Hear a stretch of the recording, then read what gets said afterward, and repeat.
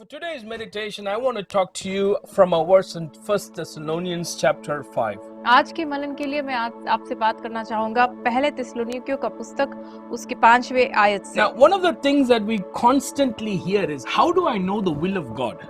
और एक बात जो हम अक्सर सुनते हैं वो ये है कि मैं परमेश्वर की इच्छा को कैसे पहचानूं। Many times people ask me this question. और अनेक बार लोग मुझसे ये सवाल पूछते Many हैं। times as a pastor, I have asked this question. और एक पास्टर होने के नाते मैंने खुद ये सवाल पूछा God, है what is your plan? What is your purpose in my life? कि प्रभु तेरी इच्छा मेरे जीवन में क्या है। You know, we all want to know what God's will is. हम सब जानना चाहते हैं कि परमेश्वर की इच्छा क्या है। But when we hear what God's will is, लेकिन जब हम सुनते हैं परमेश्वर की इच्छा के बारे में we say, God, it's too hard. और फिर हम कहते हैं कि नहीं प्रभु ये मेरे लिए कठिन है। For today's meditation, we're going to be looking at one verse, 1 Thessalonians 5 verses 17. और आज के मनन के लिए हम एक वचन की ओर ध्यान देंगे, वो है पहले थिस्सलुनीकियों का पुस्तक 5वें अध्याय का 17वां आयत। But to understand that verse, we're going to be looking, we are also just going to look from 1 Thessalonians 5, 14 to 22. और इस आयत को समझने के लिए हम क्या करेंगे, पहले थिस्सलुनीकियों 5 का 14 से लेके 22 तक के आयत को पढ़ेंगे। When you read that 14 to 22, don't read it not right now, but you can read it later. But when you read that passage, you will notice certain things there. जब आप 14 से लेके 22 तक पढ़ेंगे, अभी नहीं पढ़ना, बाद में पढ़ना, लेकिन जब पढ़ेंगे तो आप उसमें से कुछ बातों को आपको समझ आएगा। So everybody, stretch out your hands and show me the number 4 with your hand. आप सब अपना हाथ उठाकर आपके हाथ में 4 का जो आंकड़ा है अपने हाथों से आप मुझे दिखा सकते हैं। 1 Thessalonians 4 verses 14, when we read, we see 4 advices for pastors mentioned over there. पहले थिस्सलुनीकियों का पुस्तक 4थे अध्याय का 5 verses 14, we see 4 advices for pastors there. 5वें अध्याय का 14वां आयत जब हम पढ़ेंगे, वहां पे पासमानों के लिए 5 जो उपदेश है उसके बारे में हम देख सकते In हैं। the 14th and the 15th verse. 14 और 15वें आयत में। Then next I want to stretch out your hand and do the number 3 with your hand. और उसके बाद मैं चाहूंगा कि आप अपनी उंगलियों से तीसरा आंकड़ा, मुझे तीसरा नंबर दिखाएं। And we see 16, 17, 18, 3 directions for the will of God. और हम देख पाएंगे 16, 17 और 18वें आयतों में परमेश्वर की इच्छा के प्रति 3 जो है जो 3 तरह के उपदेशों को हम देख सकते हैं। And then when we come to 19 to 22, और उसके बाद हम 19 से 22 तक जब हम पढ़ते हैं, now I want you to hold your hand up to the number 5. और अब मैं चाहूंगा कि आप अपने हाथों से 5 नंबर दिखाएं। 5 exhortations regarding the working of the Holy Spirit. यहाँ पे पवित्र आत्मा के काम के निमित्त 5 उपदेश को हम So देख सकते how हैं। many numbers did we show right now? तो अब आप मुझे बता सकते हैं कि इसमें अभी तक में हमने कितने नंबर दिखाए? 4 for pastors, 3 for the will of God, and 5 for the working of the Holy Spirit. और पासमानों के लिए 4, 3 जो है प्रभु के इच्छा को समझने के लिए, और पवित्र आत्मा के कामों के लिए 5। We are looking about the will of God. तो देखिए आज हम परमेश्वर की इच्छा के और हम अपना ध्यान लेंगे। And you read 16, 17, 18, there are 3 things that he says about the will of God. और 16, 17 और 18 यदि हम पढ़े, वहाँ पे परमेश्वर की इच्छा के बारे में 3 बातें हम पढ़ सकते For हैं। those of you who have asked God, how do I know your will? आप में से वे लोग जो पूछते हो कि प्रभु मैं तेरी इच्छा को कैसे समझूं? First, it is rejoice. सबसे पहले आनंद मनाओ, आनंदित रहो। Second, it is pray. दूसरा है प्रार्थना करते रहो। Third, it is give thanks. और तीसरी बात है धन्यवाद करते रहो। Now, these 3 things, it says, help you to know the will of God. ये 3 बातें जो है परमेश्वर की इच्छा आपके जीवन में पूरा होने में आपको मदद करता In है। fact, it says, this is the will of God. This is the will of God in Christ Jesus for you. और यहाँ पे ऐसे लिखा है कि क्योंकि तुम्हारे लिए मसीह यीशु में परमेश्वर की यही इच्छा है। So all you have to do is rejoice. तो आपको करना क्या है? सबसे पहले आनंदित रहना है। All you have to do is pray. दूसरी बात आपको क्या करना है? प्रार्थना करना है। And all you have to do is thank God. और तीसरी बात यह है आपको धन्यवाद The करना। Bible is very simple. वचन जो है बिल्कुल सरल है। Don't complicate it. परमेश्वर के वचन को हम कॉम्प्लिकेट ना करें। Now next thing it says about all these three things is this. और ये तीनों बातों के बारे में बाद में क्या लिखा है? It says, do it continuously. और ये तीनों बातों में एक बात लिखा है कि आपको ये निरंतर करते रहना है। Rejoice continuously, prayer continuously, and give thanks continuously. आपको आनंदित निरंतर आनंद में आनंदित रहना है, निरंतर आपको प्रार्थना में रहना है और निरंतर आपको धन्यवाद करना है। It's very simple. ये बहुत ही सरल है। But we are going to be looking at the second instruction, which is pray without ceasing. लेकिन आज हम जो दूसरा जो उपदेश यहाँ पे दिया गया है कि निरंतर प्रार्थना में लगे रहो, इसके ऊपर हम ध्यान देंगे। I don't know how about you, but many times when I have seen, especially when I was small and I've seen these elder people praying or the pastors praying, I would say, wow, it's so difficult to pray. और मैं जब छोटा था, मैं जब बड़ों को प्रार्थना करते देखता था, पास्टर लोगों को प्रार्थना करते देखता था, मुझे ऐसे लगता था कि इस तरह से प्रार्थना करना कठिन है। I remember the first time I was asked to pray in public. और मुझे याद है सबसे पहली बार जब मुझसे पब्लिक में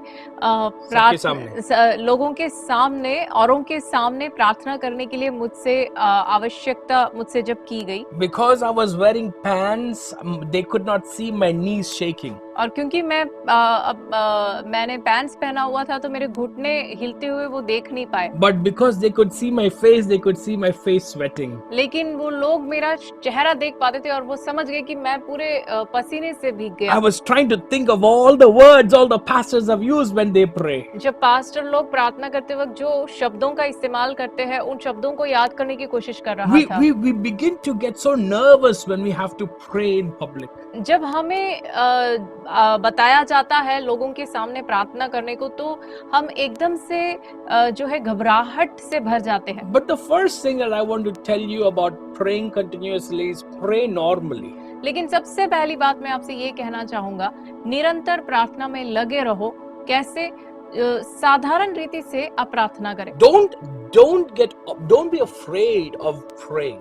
प्रार्थना करने से घबराना नहीं है। And don't look at others' way of praying and think that is the way you should pray.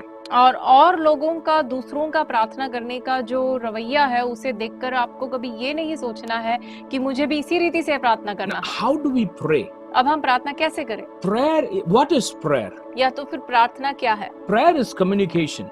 प्रार्थना जो है वो एक वार्तालाप। Many times people say prayer is talking to God. कई बार लोग कहते हैं कि प्रार्थना परमेश्वर के साथ बात करना है। But sometimes because the way we talk to people, we assume it is the same way that we talk and we are not expecting a response and that's how we talk to God. और कई बार लेकिन क्या होता है कि जब हम जिस प्रकार लोगों के साथ बात करते हैं, हमें ऐसे लगता है कि उसी प्रकार प्रभु के साथ बात करना है और हम प्रभु से एक उत्तर का उम्मीद नहीं करते। Sometimes it's like some of these married couples. कई बार कुछ विवाहित जो दंपति लोग हैं उनके समान हो जाता है। The only time they talk is जब वो कुछ लोग बात सिर्फ तभी करते हैं by soap, by roti, by atta, by rice, by all these list of things, by these things.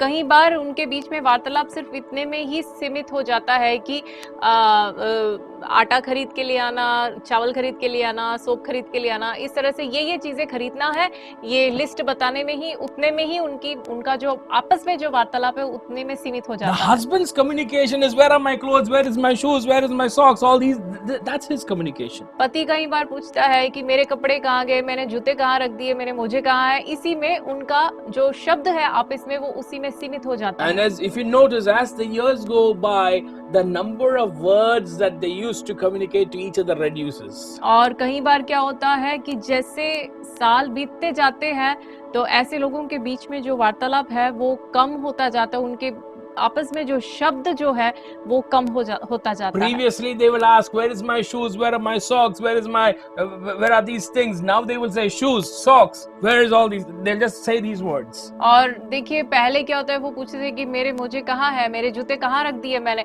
फिर जैसे समय बीतता है तो उनके शब्द कम हो जाते हैं, जूते, मुझे इस प्रकार से पूछने लगते हैं। The wife will tell the husband, milk, atta, that's it. और जो पत्नी है वो भी जब जैसे पति बाहर जाता है तो बोलने लगती है कि आटा चावल, इस तरह से वो बोलती है। When we pray to God, जब हम प्रभु से प्रार्थना करते हैं we should expect God to reply and wait for God to reply. तो हमें उम्मीद करना जरूरी है कि प्रभु हमें उत्तर देगा, और परमेश्वर के उत्तर पाने के लिए हमें इंतजार करना, बाट जोड़ना जरूरी है। When we go to God, जब हम प्रभु के पास जाते हैं, many times we bring our requests before God. हम कई बार हमारे जो निवेदन है वो प्रभु के पास हम ले आते And हैं, we think that is prayer. और हमें कई बार ऐसे लगता है कि वो प्रार्थना है। But if you read Ephesians 6 verses 18, लेकिन यदि आप इफिसियों की पत्री 6 अध्याय का 18वां आयत यदि पढ़े, we will read that later, but over there the Paul says two different things. He says prayer and supplication or request. He mentions the difference between these two. लेकिन यहाँ पे जो है पौलुस दो अलग अलग बातें यहाँ पे करता है। वो प्रार्थना अलग से बोलता है और जो विनती है उसके बारे में अलग से बात करता है। Nivedan, he begins to give he says prayers and requests. और यहाँ पे वो प्रार्थना करता है, प्रार्थना के बारे में बोलता है और विनती के बारे में बोलता है। Many times we bring all our requests to God and we pray. When we submit it before the Lord and we walk away, we think we have prayed. कई बार हम जब प्रार्थना करते हैं परमेश्वर के सामने सब कुछ रखने के बाद, जब हम चले जाते हैं हमें ऐसा लगता है कि हमने प्रार्थना कर लिया, प्रार्थना कर चुके हैं। But when we actually pray, लेकिन जब हम वास्तव में प्रार्थना करते हैं, it is like talking to your best friend. वो हमारे सबसे जो खास मित्र है उनसे बात करने के समान है। It is we tell that person something and we wait for their feedback or for their response. वो उसमें क्या होता है कि हम उस व्यक्ति से कुछ कहते हैं और उस व्यक्ति से सुनने के लिए हम चाहते हैं, हम इंतजार भी करते हैं। So when we pray expecting a response from God. तो इसीलिए जब हम प्रार्थना करते हैं तो हम प्रार्थना ऐसे करते हैं कि परमेश्वर से एक उत्तर का उम्मीद करते हुए प्रार्थना करते Another हैं। thing about prayer is that when you read the epistles are books on daily life. और देखिए दूसरी बात जो है, ये पत्रियां जब हम पढ़ते हैं, पत्रियां जो है ये दैनिक जीवन के ऊपर लिखी हुई बातें हैं। It talks about how we interact with people, how we live in the society. It is talking about our daily lives. नए नियम के पत्रियों में हम किस प्रकार समाज में हमारा व्यवहार होना चाहिए, किस प्रकार हम एक दूसरों से व्यवहार करना चाहिए, ये सब के बारे में लिखी हुई बातें हैं। As I was preparing this message and I was thinking about this title, Pray Without Ceasing. और जैसे मैं आज के संदेश के लिए तैयार कर रहा था और ये शीर्षक मैं जब सोच रहा था कि निरंतर प्रार्थना करें, God brought my attention to my bed. तो परमेश्वर ने मेरे बिस्तर की ओर मेरा ध्यान ले गया। And he told me, how can I communicate with you when your bed is not done? और परमेश्वर ने मुझे दिखाया कि जब तेरा बिस्तर सही रीति से तूने रखा नहीं है तो मैं तुझसे बातें कैसे करूंगा। So I put my bed, I arranged my bed. फिर मैंने मेरा बिस्तर सही रीति से सही ढंग से रखा। And after I arranged my bed, और अपने बिस्तर को सही ढंग से अरेंज करने के बाद God began to remind me, you communicate with me in your daily doings or your daily things. और परमेश्वर ने मुझे ये बात स्मरण दिलाया कि आपके दैनिक जीवन में जो बातें आप करते हो, जो चीज आप करते हो, जो भी काम करते हो, उसके द्वारा आप मुझसे बात करते हो। Can you imagine everything that we do from the time that we wake up, it is actually a communication with God. क्या आप ये बात सोच सकते हो कि जिस समय से हम उठते हैं, हमारे दैनिक जीवन में हम जो कुछ भी काम करते हैं, वो हर एक काम के द्वारा हम परमेश्वर के साथ बात कर सकते हैं। The way we arrange our bed, the way we brush our teeth, the way we talk to our spouse, the way we talk to our children.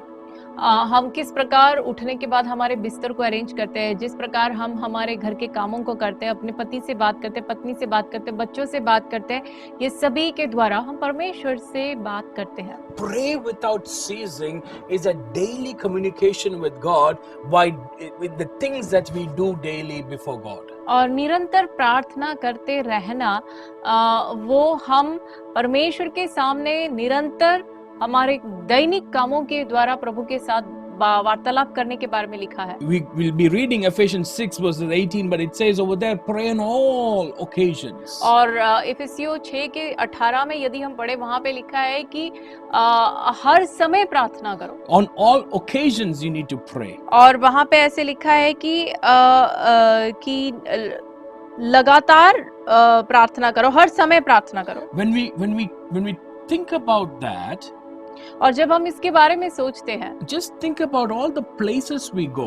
तो सोचकर देखिए जिन जिन जगहों में हम जाते हैं, From home to school to a college or to our office to any place of entertainment, any place of eating, all these places, the question is, will we be able to pray in those places? और हम जहाँ भी जाए, घर से school जाते हैं, college जाते हैं, दफ्तरों में जाते हैं और हमारे आनंद के लिए हम अलग अलग जगह जाते हैं, जहाँ भी जाए अपने आप से पूछ के देखिए कि क्या इन जगहों में बैठकर, क्या मैं उन स्थानों में क्या परमेश्वर से बात कर सकता हूँ? Any place that I go, किसी भी जगह जहाँ मैं जाऊँ, can I communicate with God in those places? क्या मैं परमेश्वर के साथ उन सारे स्थानों में परमेश्वर के साथ बात कर सकता Can हूँ? God talk back to me from at those places? क्या उन स्थानों में क्या प्रभु मुझसे बात कर सकता है? Pray without ceasing means we are constantly aware of God, and God is always available. We are opening the door for God to always communicate with us. निरंतर प्रार्थना करने का मतलब ये है कि हम हमेशा परमेश्वर के लिए उपलब्ध रहे और उन हर स्थानों में परमेश्वर हमसे वार्तालाप हमसे बात कर पाए। We read that verse, Matthew chapter 26 from 41. We read how Jesus expected his disciples to pray for an hour with him. और हम सब जानते हैं वो भाग जहाँ पे मत्ती रचित सुसमाचार उसके 26वें अध्याय का 41वें आयत को हमने पढ़ा, किस प्रकार प्रभु यीशु उस अपने चेलों से उम्मीद करता था कि वो जागते हुए उसके साथ बैठकर प्रार्थना करें। In the 40th verse he says, could you not watch 1 hour? और 40वें आयत में वो अपने चेलों से पूछता है कि क्या तुम मेरे साथ एक घड़ी भी न जाग सके? So there is a time we need to be always constantly available to hear from God and to talk to God. तो देखिए हमेशा लगातार परमेश्वर से बात करने और परमेश्वर से सुनने के लिए हमें तैयार रहना चाहिए। At the same time we need to set apart certain times to spend with God. लेकिन उसके साथ ही हमें कुछ समय अलग कर निकाल कर परमेश्वर के साथ बात करने के लिए हमें अलग करके निकालना जरूरी है। Now this is where we struggle often. और यही एक जगह है जहां हम संघर्ष करते हैं। If you tell me that I can pray anywhere I want, everywhere I want, I have no problem. I can do it wherever I go. यदि आप मुझसे ये कहोगे कि मैं कहीं भी प्रार्थना कर सकता हूँ, कभी भी प्रार्थना कर सकता हूँ, तो वो मेरे लिए सरल बात है क्योंकि मैं जहाँ जाऊँ कभी भी मैं प्रार्थना कर सकता हूँ। I don't have to set apart a time. That's great. I can pray. I can pray at that. I can pray in that manner. तो उसमें क्या है, मुझे प्रार्थना के लिए समय अलग कर रखना या अलग कर प्रार्थना करने की मुझे उसकी जरूरत नहीं पड़ती। But when you look at Jesus' life, लेकिन जब हम यीशु के जीवन को सीखते हैं, जब यीशु के जीवन को देखते हैं, and from what we read right now, और इस वक्त अभी हमने जो आयत पढ़ा इसमें से हम ये समझ सकते हैं, there are times we need to set apart for prayer. कि हमें प्रार्थना के लिए कुछ समय को अलग कर रखना जरूरी है। The second thing, when you go ahead in the 41st verse, 42nd verse, there is also places that we need to set apart for prayer. और उसके 42वां आयत जब हम पढ़े तब हम ये भी देख सकते हैं कि कुछ जगह है जहाँ पे हमें अलग कर रखना जरूरी है सिर्फ प्रार्थना के लिए। The Bible says Jesus went away and he prayed. वचन में लिखा है कि यीशु उनसे अलग होकर गया और एक प्रत्येक स्थान पर जाकर प्रार्थना की। And we read that he says, my Father, if this cannot pass until I drink it, let your will be done. और वहाँ पे वो पिता से कहता है कि हे मेरे पिता, यदि यह मेरे पिए बिना नहीं हट सकता तो तेरी इच्छा पूरी हो। So there is a time and there is a place. तो देखिए प्रार्थना के लिए अलग किया गया समय है, प्रार्थना के लिए अलग किया गया एक जगह भी है। But there is also an obedience in prayer. लेकिन प्रार्थना में एक आज्ञाकारिता भी है। See, we go to God and we expect God to answer what we want Him to answer. देखिए, हम परमेश्वर के पास जाते हैं और हम उम्मीद रखते हैं इस बात की कि प्रभु हमारे प्रार्थना को सुने और जो उत्तर हम चाहते हैं वैसे उत्तर वो हमें दे। But many times God wants certain things in our life. लेकिन कई बार परमेश्वर हमारे जीवन में कुछ बातों को चाहता है। I have a question for you. आज मेरे पास आपके लिए एक सवाल है। If you prayed for certain things and God does not give it to you, यदि आपने कुछ बातों के लिए प्रार्थना किया और यदि परमेश्वर आपको वो नहीं देता, would you give a testimony saying God answered my prayer?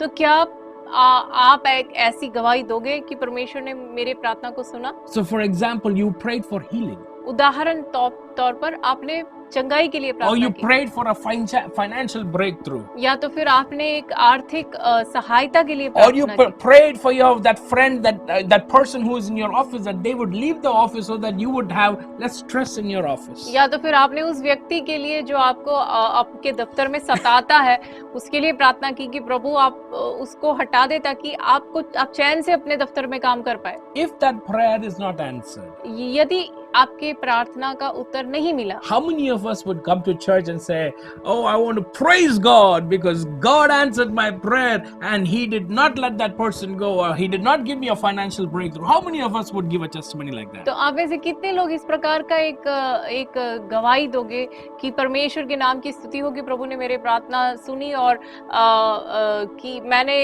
ऐसे ऐसे प्रार्थना किया और मेरे जीवन में ऐसे नहीं हुआ? Do you know Paul gave such a testimony? आप जानते हो पौलुस ने एक ऐसा गवाही दी। 3 times he says, 3 times I asked of the Lord and 3 times God says, my grace is sufficient for thee. Praise the Lord. और पौलुस ने कहा कि 3 बार मैंने इस विषय में प्रार्थना की और तीनों बार मेरे प्रार्थना का उत्तर नहीं मिला।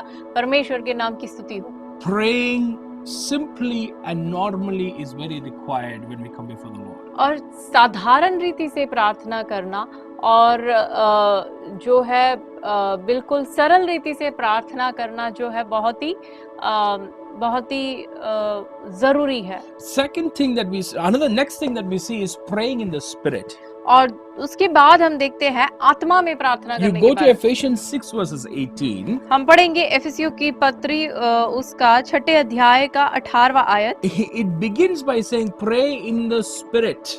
यहाँ पे ये शुरुआत ही इस आयत का इस प्रकार होता है कि आत्मा में प्रार्थना करें। Pray in the Spirit. और हर प्रकार से आत्मा में प्रार्थना Now, करें। when you read, we do not have time, but if you read the verses prior to that, it is talking about the armor of God. अब देखिए, इससे पहले वाले आयतें यदि आप पढ़ोगे तो वहाँ पे परमेश्वर के जो 11th verse onwards. जो आत्मा के जो हथियार है उसके बारे में लिखा है। So in connection with the armor of God, it is talking about praying in the Spirit. तो देखिए, परमेश्वर के हथियार के संबंध में सारे हथियार के संबंध में यहाँ पे पौलुस कहता है कि हमें आत्मा में प्रार्थना करना जरूरी है। You see, the Holy Spirit is given to us so that He can walk alongside with us. पवित्र आत्मा को परमेश्वर ने हमें इसलिए दिया है ताकि पवित्र आत्मा हमारे साथ साथ चले। And the Holy Spirit is the one who inspires us to pray. और पवित्र आत्मा ही हमें सहायता करता है कि हम प्रार्थना करें। Sometimes you are filled with such a burden for certain matters that might have no relevance to you. देखिए, कई बार आपके अंदर एक बहुत बड़ा बोझ आएगा कुछ विषयों के लिए प्रार्थना करना जिन विषयों के साथ आपका कोई संबंध भी नहीं होगा। You might wonder, why am I praying with such a burden? और कई बार आपको लगेगा कि मैं इस विषय के लिए इतने बोझ के साथ क्यों The प्रार्थना कर रहा reason हूँ। why you're praying is because the Holy Spirit put that burden in your heart. और वो इसलिए है क्योंकि पवित्र आत्मा वो बोझ आपके अंदर डालता है। We must be careful that we do not pray in our own strength. हमें इस बात का ध्यान देना जरूरी है कि हम अपने सामर्थ्य से प्रार्थना ना करें। Because when we pray in our own strength, we might not pray according to the will of God. क्योंकि जब हम अपने सामर्थ्य से प्रार्थना करते हैं तो कई बार परमेश्वर की इच्छा के अनुसार हम प्रार्थना नहीं कर But पाते। when we pray in the Spirit and under the guidance of the Holy Spirit, we will know how to pray and what to pray. और लेकिन जब हम आत्मा में और पवित्र आत्मा की अगुवाई में प्रार्थना करते हैं, तब हम जान लेंगे कि हमें क्या प्रार्थना करना है और कैसे प्रार्थना करना है। Romans 8:26 and 27 reads like this. Romeo 8 का 26 और 28 में हम इस प्रकार पढ़ते It हैं। says the Spirit helps us in our weakness. और रोमियो 8 के 26 और 27. रोमियो 8 के 26 और 27 में हम इस प्रकार पढ़ते हैं कि हमारी दुर्बलता में सहायता करता है The Holy पवित्र Spirit, आत्मा। the Holy Spirit helps us in our weakness. कि पवित्र आत्मा हमारी दुर्बलता में हमारी सहायता करता है। When do we feel weak? हम दुर्बल अपने आप को कब महसूस करते That's हैं? the verse goes on to say, when we do not know what we ought to pray for, the Holy Spirit Himself intercedes for us through wordless groans. अब देखिए इस आयत को जब हम आगे पढ़ते हैं हम देख पाते हैं कि जब हम नहीं जानते कि प्रार्थना किस रीति से करना है, तब आत्मा आप ही ऐसे आहे भर भर के हमारे साथ जो बयान से बाहर है उस प्रकार वो हम प्रार्थना करवाता है हमसे। How many times have you had the experience you sat for prayer but you don't know what to pray? कितनी बार आपके साथ ऐसे हुआ है कि आप प्रार्थना करने बैठे हो और लेकिन आपको नहीं पता कि आपको कैसे प्रार्थना करना है या क्या प्रार्थना करना I है? remember, there was a pastor who told me that, he spent so many hours sitting and praying. और मुझे याद आ रहा है कि एक पास्टर ने मुझे एक बार बताया था कि कितने घंटों तक वो एक साथ बैठकर प्रार्थना So करते I हैं। asked him, how do you pray? तो उस वक्त मैंने उनसे पूछा कि आप कैसे प्रार्थना करते He हो? says, set apart 1 hour, go and sit there and you begin to pray.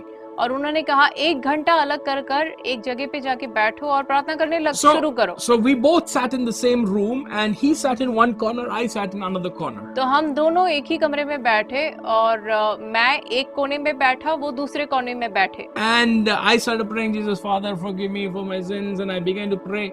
I prayed and I thought at least 10 minutes over, I stopped praying and looked at the watch. It's just 1 minute. और मैं साधारण रीति से जैसे मैं प्रार्थना करता था वैसे मैं प्रार्थना करने लगा कि प्रभु मेरी गलतियों को मुझे माफ कर, ऐसे कर। और मुझे लगा कि कम से कम 10 मिनट मैंने प्रार्थना किया, लेकिन मैंने जब अपने घड़ी में देखा तो 1 ही मिनट हुआ था। And then I again began to think, what should I pray? Okay, I pray for the persecuted church, I pray for the people who are hungry and thirsty in Africa and all the countries, all around the world. I prayed, came back and I looked at the watch, another 2 minutes over. और फिर बाद में मैं फिर से प्रार्थना करने लगा कि जो सताए हुए कलीसिया के लिए, वैसे लोगों के लिए जो भूखे हैं, प्यासे हैं, जो जिनके पास कुछ नहीं है, अलग अलग देशों के लोगों के लिए। घूम फिर कर जब फिर से मैंने घड़ी को देखा तो फिर से 2 या 3 मिनट आगे बढ़े। Across the room I can see the pastor, he is sitting there and he's still praying.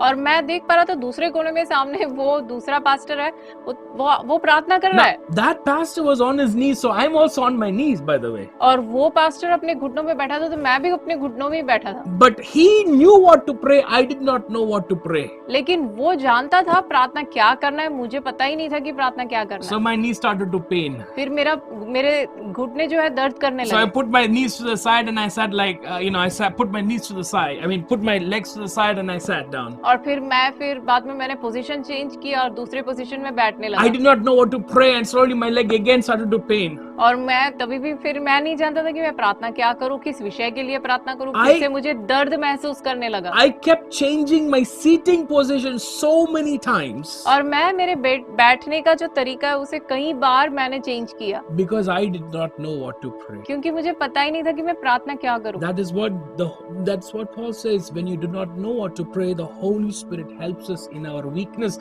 and the Holy Spirit, and that is what he says. That is our weakness, not knowing what to pray. और पौलुस यहाँ पे कहता है कि हमारी जो दुर्बलता है, हमारी जो कमजोरी है, वो ये है कि हम नहीं जानते कि हमें किस विषय में प्रार्थना करना है या कैसे प्रार्थना करना है, और वहाँ पे आत्मा हमारी मदद करता You है। read the 27th verse. उसके 27वें आयत हम पढ़े। He says, "He who searches our hearts knows the mind of the Spirit, because the Spirit intercedes for God's people in accordance with the will of God." क्योंकि और मनों का जांचने वाला जानता है कि आत्मा की मनसा क्या है, क्योंकि वह पवित्र लोगों के लिए परमेश्वर की इच्छा के अनुसार विनती करता है। When we do not know what to pray, जब हम नहीं जानते कि हमें क्या प्रार्थना करना but है, we welcome the Holy Spirit in our weakness to help us to pray, लेकिन ऐसी परिस्थिति में जब हम पवित्र आत्मा को हमारे इस दुर्बलता में स्वागत करते हैं प्रार्थना करने के He लिए, searches our hearts. तब वो हमारे दिलों को जांचता है। When He begins to search my heart, जब वो हमारे दिल को जांचने लगता there है, is so much to pray. तब प्रार्थना करने के लिए बहुत सारे विषय Because- हमारे सामने खड़े हो जाते हैं, Because the Holy Spirit is a revealer. क्योंकि पवित्र आत्मा जो है प्रकाश करने वाला है। You see, the devil is a condemner. He's the one who is always pointing fingers against us. और देखिए, जो शैतान है, जो शत्रु है, वो हमेशा हमारे दुर्बलता को, हमारी कमी घटी को हमें दिखाने वाला, हमारी तरफ उंगली को उठाने वाला है। He points out our sins to condemn us. वो हमें दोषी ठहराने के लिए हमारे पापों को हमारे सामने उठाकर दिखाता है। But the Holy Spirit opens up, brings light to the areas where we have sinned so that He can cleanse us. लेकिन पवित्र आत्मा हमारे वही दुर्बलताओं पे, हमारे वही पापों को वो वहां पे प्रकट करता है, उन पापों को हमारे सामने ले आता है ताकि हमें उसमें से वो छुटकारा दे। When the Holy Spirit reveals certain things, जब पवित्र आत्मा कुछ बातों को प्रकट करता है, we need to respond. तब हमारा एक प्रतिक्रिया होना जरूरी है। You know, I started the service and I said there are certain areas that we have not given yet to the will of God. आज जब हमने सर्विस को शुरू किया, उसी वक्त मैंने कहा था कि हमारे जीवनों में कुछ ऐसे भाग है, ऐसे जगह है जिसे हमने परमेश्वर के सामने पूरी तरह से समर्पण नहीं किया या प्रकट नहीं किया है। We cannot keep something from God हम कुछ भागों को प्रभु से छिपा नहीं सकते and expect God that He will answer us when we pray. और ऐसे करके हम परमेश्वर से उम्मीद भी नहीं कर सकते कि वो अब हम प्रार्थना करेंगे तो वो हमारी प्रार्थना का उत्तर देगा। Just imagine when we got married, जरा जस्ट सोच के देखिए कि जब हमारा जब विवाह हुआ, and I told my wife, listen, I will give you everything, but there is this one room. I don't want you to ask me about this. I don't want you to talk to me about this. I don't want you to open this or check anything in this room. अब देखिए, सोच कर देखिए कि शादी के बाद मैं अपने पत्नी से कहूँ कि मैं तुझको सब कुछ देता हूँ, लेकिन ये एक कमरा है जो मैं तुझे नहीं दूंगा, और ना ही तू मुझसे इस कमरे में क्या है पूछेगी, ना ही तू इस कमरे को खोलेगी, ना मुझसे खोलने को कहेगी। Forget a room. If I had in my wallet, I said, please don't open my wallet. There are certain things I do not want anybody to see, especially you. कमरे को भूल जाओ, यदि अपने पर्स के अंदर एक छोटा सा भाग यदि मैं उससे छिपाऊं और मैं कहूं कि ये भाग को तू नहीं देखेगी, ना मैं किसी को दिखाऊंगा, What do you think is going to happen? आपको क्या लगता है फिर क्या होगा? Will my relationship be strong? क्या मेरा वो रिश्ता जो है वो तंदुरुस्त रहेगा या वो बलवंत बनेगा? Will there be peace in the house? क्या घर के अंदर शांति रहेगी? Will there be the purpose of my marriage be fulfilled? क्या मेरे विवाहित जीवन का जो उद्देश्य है क्या वो पूरा होगा? The Holy Spirit is a revealer. पवित्र आत्मा प्रकट करने वाला The है। Holy Spirit, He is our helper. पवित्र आत्मा हमें सहायता करने वाला And है। when He helps us, जब वो हमें सहायता करता है, it is so that we can get from where we are to where God wants us to be. तो वो इसलिए हमारा सहायक है कि हम जहाँ हैं वहाँ से जहाँ प्रभु हमें चाहता है वहाँ हम पहुँचे। So I want you to remember the Holy Spirit is very much required in our prayer life. तो मैं आपको ये बात स्मरण दिलाना चाहूंगा कि पवित्र आत्मा हमारे प्रार्थना जीवन में हमें बहुत जरूरी है। There is certain times I mentioned certain times we need to stop praying. और कुछ ऐसे समय है जब हमें प्रार्थना करना बंद करना है। But there are certain times we should continuously praying, even if you have not received an answer. We know it is the will of God. We continuously pray for that. लेकिन कुछ ऐसे बातों में हमें लगातार प्रार्थना करना है, क्योंकि हम जानते हैं कि वो परमेश्वर की इच्छा है। तो प्रार्थना का उत्तर जब तक ना मिले तब तक हमें प्रार्थना करना है। Romans 1 verses 10, Paul says, listen, I remember you in my prayer at all times. देखिए रोमियो 1 के 10 में हम इस प्रकार कि पढ़ते हैं कि पौलुस वहां पे कहता है कि मैं तुम्हें प्रार्थना में निरंतर तुम्हें स्मरण करता In हूँ। my prayer at all times, I remember you. प्रार्थनाओं में और विनती में मैं तुम्हें हमेशा याद करता In हूँ। 1 Thessalonians 1 verses 2, he says, I mention you always in my prayer. पहले थिस्सलुनीकियों का 1 के दूसरे आयत में पौलुस कहता है कि मैं निरंतर तुम्हारे लिए There प्रार्थना are करता हूँ। certain people that we need to pray for. कुछ ऐसे लोग हैं जिनके लिए हमें प्रार्थना करना है। Continuously you need to pray for. हमें निरंतर उनके लिए प्रार्थना करना If जरूरी you're है। married, it is your immediate family. यदि आप विवाहित है तो वो आपका परिवार है। Your children, your wife, your spouse, your husband. आपके पति, आपके पत्नी, आपके बच्चे। If you're not married, यदि आप अविवाहित हैं you still need to pray for your family. तो तभी भी आपको अपने परिवार के लिए प्रार्थना करना But जरूरी है। you're also called to pray for your friends. लेकिन उसी वक्त आपको अपने मित्रों के लिए भी प्रार्थना करना है। Especially those who do not know the Lord. खासकर वे लोग जो प्रभु को नहीं जानते। People, we need to always be praying for people. हमें लोगों के लिए निरंतर प्रार्थना करना जरूरी है। At all times, we need to be praying for people. हमें हमेशा और लोगों के लिए प्रार्थना करना जरूरी है। Are there people in your family who are not saved? क्या आपके परिवार में ऐसे लोग हैं जो प्रभु को नहीं जानते? Pray for them. उनके लिए प्रार्थना Do करें। not stop praying for them. उनके लिए प्रार्थना करना बंद ना करें। Are there persecutions that are taking place in your home or in your family? क्या आपके परिवार के अंदर, आपके घर के अंदर सताव है? Pray for that.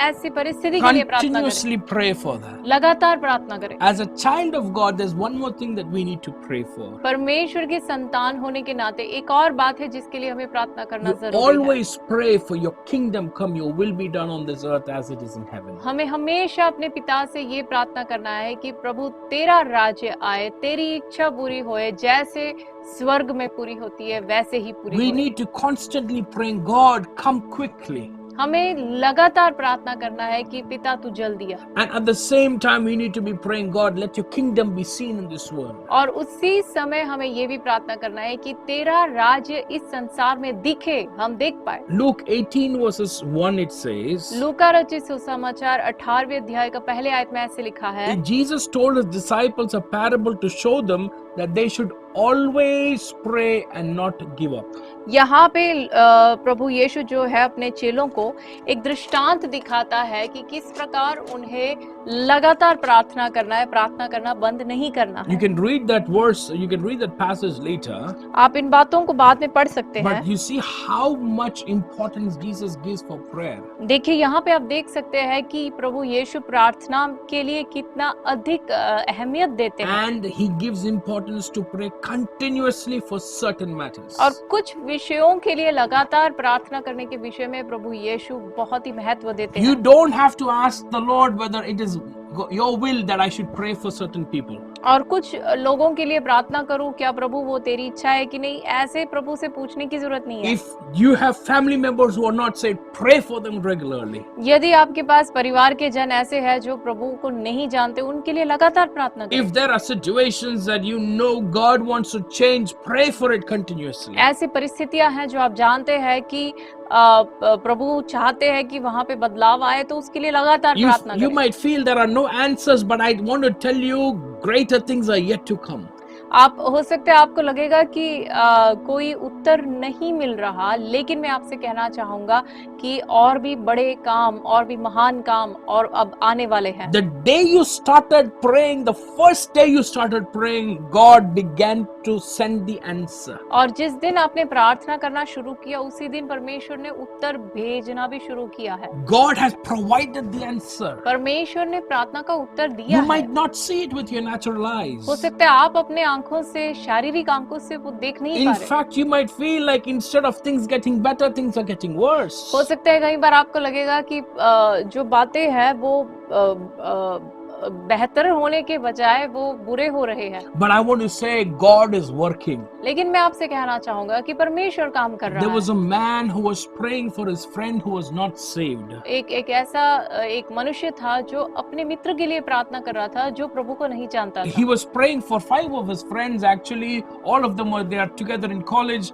All of them were not saved. he was praying for all 5 of them. 4 of them, God said, 1 person did not get saved. और वो व्यक्ति उसके जो है 5 मित्र थे, 5 मित्र उसके कॉलेज में थे और वो पांचों के लिए प्रार्थना कर रहा था क्योंकि पांचों प्रभु को नहीं जानते थे। उनमें से 4 प्रभु को स्वीकार किए, लेकिन एक जो है प्रभु को उसने स्वीकार नहीं किया था। He prayed continuously till his dying day. और जब तक उसका मृत्यु हुआ तब तक लगातार वो उस अपने मित्र के लिए प्रार्थना He करता रहा। passed away at the age of around 80, something around the age of 80s. करीबन 80 साल के करीब की उम्र में वो व्यक्ति इस संसार छोड़कर गुजर गया।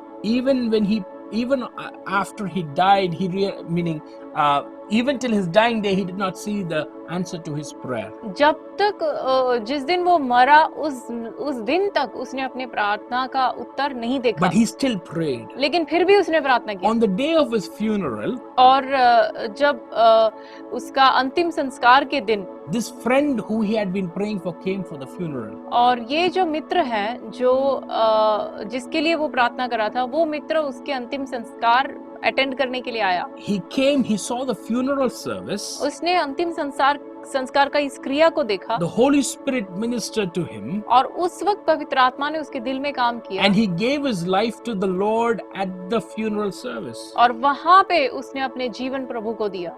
Did God answer that man's continuous prayer? क्या परमेश्वर ने उस व्यक्ति के लगातार निरंतर जो प्रार्थना था, उस प्रार्थना का उत्तर परमेश्वर ने दिया? Yes, he did. हाँ, प्रभु ने दिया। God will definitely answer your prayer. परमेश्वर आपके प्रार्थना का उत्तर जरूर देगा। If you pray in accordance to the will of God, यदि आप परमेश्वर की इच्छा के अनुसार प्रार्थना करोगे, no mountain can stand against you. तो आपके खिलाफ कोई भी पर्वत नहीं खड़ा हो सकता। Nobody's decision can stand against you. और किसी भी व्यक्ति का निर्णय आपके खिलाफ नहीं खड़ा हो सकता। The person who has the hardest of heart will melt before the presence of God. और परमेश्वर के उपस्थिति के सामने ऐसे व्यक्ति जिनके दिल इतने कठोर भी क्यों ना हो, वो भी पिघल जाएं। Shall we bow our heads and we pray? आए अपने सिरों को झुकाए प्रार्थना करें। I don't know who you're praying for, मैं नहीं जानता आप किसके लिए प्रार्थना कर रहे हैं, but I know God